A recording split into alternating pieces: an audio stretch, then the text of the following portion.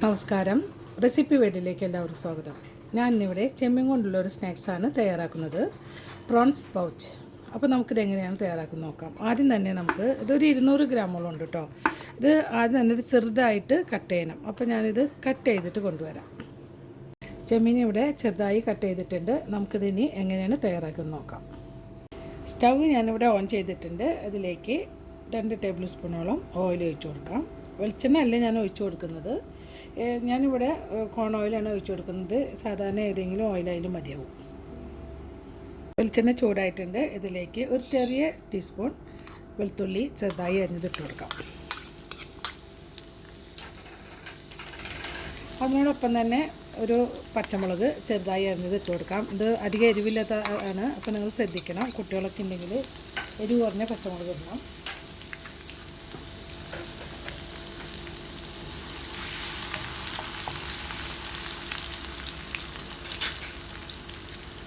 ഇതിലേക്ക് നമ്മൾ ചെറുതായി അരിഞ്ഞു വെച്ചിരിക്കുന്ന സവാള ഇട്ട് കൊടുക്കാം. ഒരു വലിയ സവാള അരിഞ്ഞത് ഇട്ട് കൊടുക്കാം.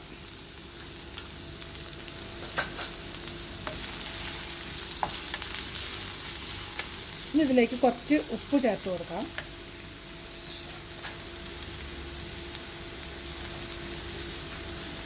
ഒരു ചെറിയ ടീസ്പൂണിന് ഒരു 1/4 ടീസ്പൂണാണ് ഇട്ട് കൊടുക്കുന്നത്. നമുക്ക് ലാസ്റ്റ് നമുക്ക് വേണമെന്നുണ്ടെങ്കിൽ ഇട്ട് കൊടുക്കാവുന്നതല്ലേ. സവോള ഇവിടെ നന്നായി വഴന്നു വന്നിട്ടുണ്ട്. നമുക്കിതിലോട്ട് കുറച്ച് കുരുമുളക് പൊടി ഇട്ട് കൊടുക്കാം. ഒരു 1/4 ടീസ്പൂണോളം, ചെറിയ സ്പൂണാണ്, ശ്രദ്ധിക്കണം, കുറച്ചേ ഉള്ളൂ നമ്മുടെ കയ്യിൽ. ചെമ്മീനൊക്കെ കുറച്ചായതുകൊണ്ട് കുറച്ചിട്ട് കൊടുത്താൽ മതി. 1/4 ടീസ്പൂണോളം കുരുമുളക് പൊടി ഇട്ട് കൊടുത്തു. അതിനുശേഷം നമുക്ക് ചെറുതായി കട്ട് ചെയ്ത പ്രോൺസ് ഇട്ട് കൊടുക്കാം.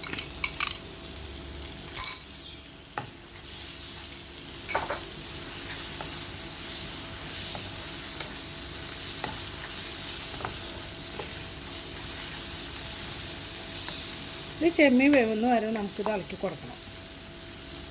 ഒരു 5 മിനിറ്റിൽ അധികമായി ഞാനിവിടെ ഇളക്കുന്നു. ചെമ്മീനൊക്കെ വെന്തിട്ടുണ്ട്. നമുക്കിതിലോട്ട് ഹോട്ട് സോസ്, ചില്ലി സോസ് ഒഴിച്ചു കൊടുക്കാം. ചെറിയ ടീസ്പൂണാണ്, ഒരു ടീസ്പൂണ് ഒഴിച്ചു കൊടുക്കുന്നുണ്ട്.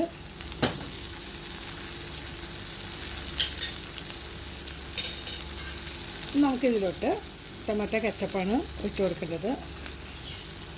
അതൊരു ടീസ്പൂണ് ഒഴിച്ചു കൊടുക്കുന്നുണ്ട്. ഇതൊരു ടേബിൾ സ്പൂണാണ് കേട്ടോ.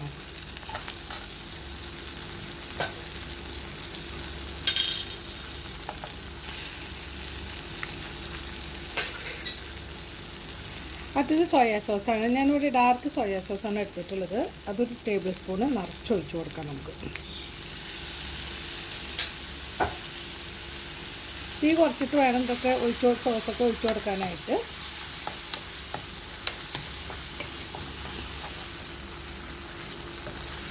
അപ്പം നമ്മുടെ ഫില്ലിങ്സൊക്കെ റെഡി ആയിട്ടുണ്ട്. ഇതിലോട്ട് കുറച്ച് മല്ലിയില ഞാൻ ഇട്ട് കൊടുക്കുന്നുണ്ട്. മല്ലിയില ഓപ്ഷനിലാണ്, നമുക്ക് കയ്യിലുണ്ടെങ്കിൽ ഇട്ട് കൊടുക്കാം. അപ്പോൾ നമുക്ക് നമ്മുടെ ചെമ്മീൻ്റെ കൂട്ട് റെഡി ആയിട്ടുണ്ട്. നമുക്ക് സ്റ്റവ് ഓഫ് ചെയ്യാം.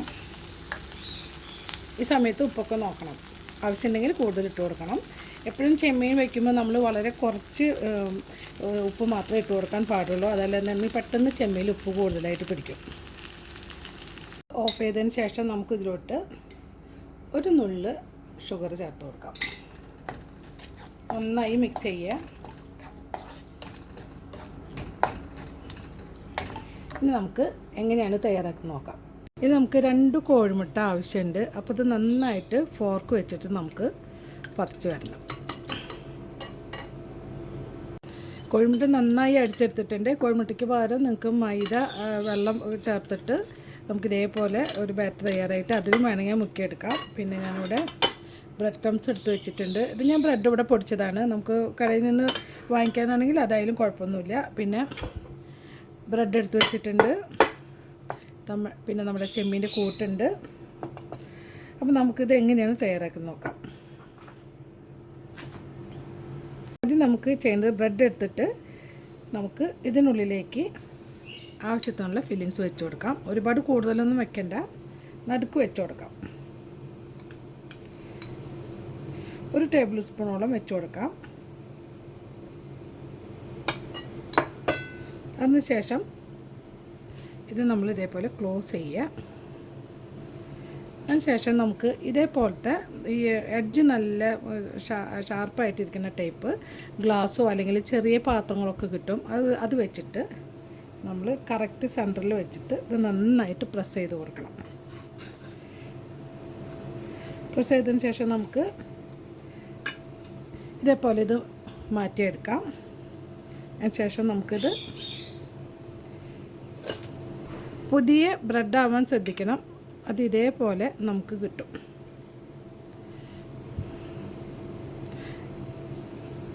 അപ്പോൾ നമുക്ക് ബാക്കിയുള്ളതും ഇതേപോലെ ചെയ്തെടുക്കാം. ഞാൻ കാണിച്ചു തരാവുന്നതാണ്. ഇതേപോലെ നമ്മൾ നടുക്ക് വയ്ക്കുക. 1 ടേബിൾ സ്പൂണോളം വെച്ചാൽ മതിയാവും. ബ്രെഡിനനുസരിച്ച് നിങ്ങൾ എടുക്കുന്ന ഇത് കട്ട് ചെയ്യാൻ എടുക്കുന്ന പാത്രത്തിനനുസരിച്ചിട്ട് നിങ്ങൾക്ക് ഇതിൽ വയ്ക്കാവുന്നതാണ്. ഇതിപ്പോൾ എൻ്റെ കയ്യിൽ ചെറിയ ബ്രെഡാണുള്ളത്. കഴിഞ്ഞ കുറച്ച് വലിയ ബ്രെഡ് പുതിയത് കൊടുക്കണം. ഇത്തിരി പഴക്കമുള്ള ബ്രെഡായി ബുദ്ധിമുട്ടാണ്. ഇതിങ്ങനെ വെച്ചിട്ട് നന്നായിട്ടൊന്ന് പ്രസ് ചെയ്ത് കൊടുക്കണം. അതിന് ശേഷം നമ്മൾ സെൻറ്ററിൽ വെച്ചിട്ട് ഇത് നന്നായി അമർത്തി കൊടുക്കുക. അതിന് ശേഷം ഇത് മാറ്റുക. അതിനുശേഷം ഇതെടുക്കുക. ഇത് നമ്മൾ എടുത്തതിന് ശേഷം നന്നായിട്ട് പ്രസ് ചെയ്ത് കൊടുക്കണം. ഇതേപോലെ പൊട്ടിയിട്ടൊക്കെ ഉണ്ടെങ്കിൽ ഇത് കുറച്ച് 2 ദിവസത്തെ പഴക്കമുള്ളത് കൊണ്ടാണ് ഇത് പൊട്ടുന്നത്. ഇത് നന്നായിട്ടൊന്ന് പ്രസ് ചെയ്ത് കൊടുക്കണം. കണ്ടോ ഇതേപോലെ.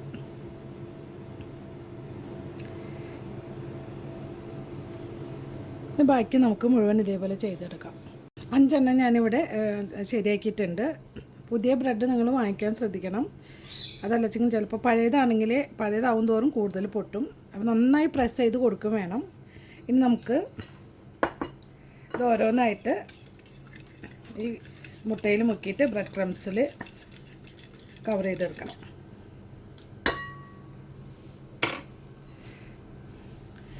ഇത് ഓരോന്ന് കുറച്ച് എപ്പോഴും കോഴിമുട്ട എടുക്കുമ്പോൾ കുറച്ച് വലിയ പാത്രത്തിൽ വേണം നമ്മൾ ഇതേപോലെ മുക്കിയെടുക്കാനായിട്ട്. നമ്മൾ കോഴിമുട്ട എടുക്കുകയാണെങ്കിൽ ചെയ്യേണ്ടത്. അതിന് ശേഷം നമ്മളിത് ഈ മുട്ടയിലേക്ക് ബ്രെഡ് ക്രംസിലിട്ടിട്ട്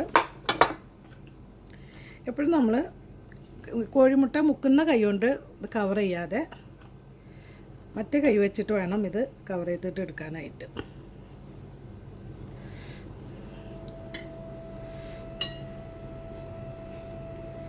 നന്നായി കവർ ചെയ്തെടുക്കണം. അപ്പോൾ ഇതേപോലെ എല്ലായിടത്തും ബ്രെഡ് ക്രംസ് പിടിക്കണം. എന്നിട്ട് അതിന് ശേഷം നമുക്ക് കൈ കൊണ്ടൊന്ന് വെച്ച് കൊടുക്കാം എല്ലായിടത്തും. നമുക്കിനി ഒരെണ്ണം കൂടി ഇതേപോലെ ചെയ്യാം.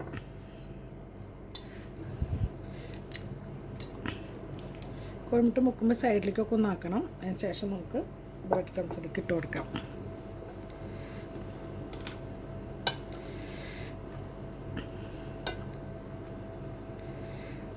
അതിന് ശേഷം ഇതേപോലെ കണ്ടോ ഇതേപോലെ കിട്ടും. നന്നായിട്ട് എല്ലായിടത്തും സൈഡിലൊക്കെ ആവണം. അതിനുശേഷം നമ്മളിതൊന്ന് കൈ കൊണ്ടൊന്ന് ചെയ്ത് കൊടുക്കാം. നമുക്ക് ബാക്കി എല്ലാതും ഇതേപോലെ ചെയ്യാം.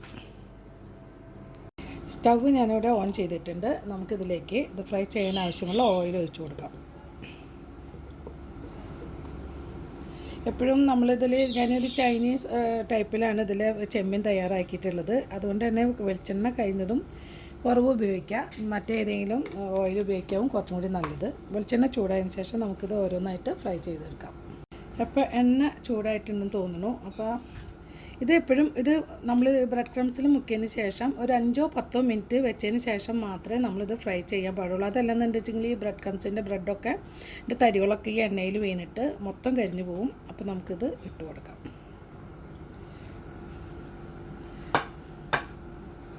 വെളിച്ചെണ്ണ മൂത്ത് വരുന്നതേ ഉള്ളൂ. നന്നായി ചൂടായിട്ടില്ലായിരുന്നു.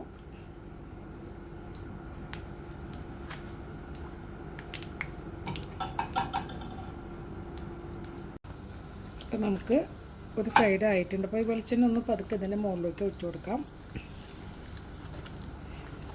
നമുക്ക് തീ ഒരുപാട് ചെറുതാക്കി ഇട്ട് കൊടുക്കരുത്, മീഡിയം ലെവലിൽ വേണം തീ ഇട്ട് കൊടുക്കാനായിട്ട്. ഈ ഗോൾഡൻ ബ്രൗൺ കളറാകുമ്പോൾ നമുക്ക് ഇത് കോരി എടുക്കാവുന്നതാണ്. നമുക്കിത് എടുക്കാൻ 2 സൈഡ് ആയിട്ടുണ്ട്. അപ്പോൾ നമുക്കിത് കോരി എടുക്കാം.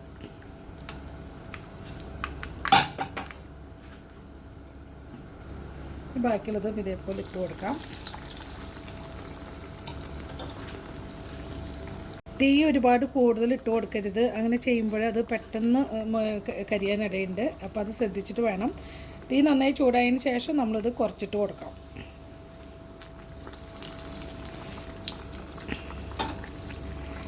ഇത് വളരെ ടേസ്റ്റിയാണ്, കുറേ കൂടി എളുപ്പമാണ്. അപ്പോൾ എല്ലാവരും ഇത് ട്രൈ ചെയ്ത് നോക്കണം. കുട്ടികൾക്കൊക്കെ ഇത് ഉണ്ടാക്കി കൊടുക്കണം.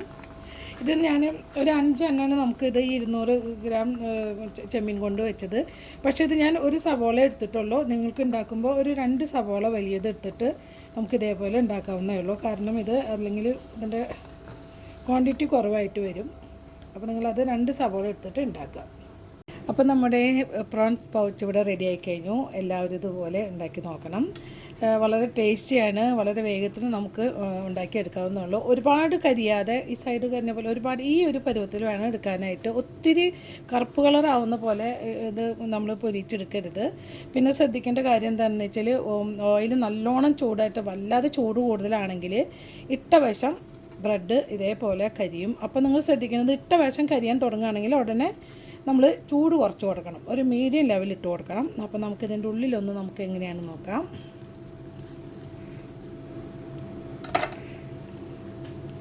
അങ്ങനെ വളരെ ടേസ്റ്റിയാണിത്. അപ്പോൾ എല്ലാവരും ട്രൈ ചെയ്ത് നോക്കണം. നിങ്ങളുടെ അഭിപ്രായങ്ങളൊക്കെ അറിയിക്കണം. അടുത്ത നല്ലൊരു റെസിപ്പി ആയിട്ട് എത്തുന്നവരെ താങ്ക് യു.